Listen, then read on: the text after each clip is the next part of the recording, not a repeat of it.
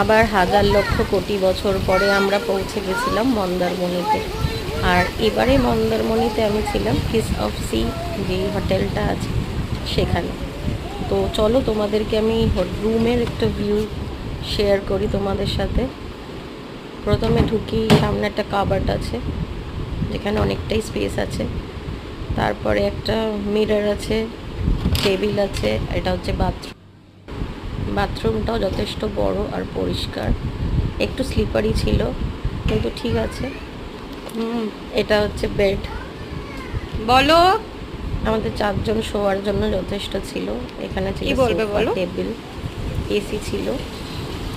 আর এইটা হচ্ছে main attraction, যেটা রুমের লাগোয়াই পুলটা। আর পুলের সামনেই হচ্ছে সমুদ্র, যেদিকেই তাকাও সেদিকেই শুধু সমুদ্র।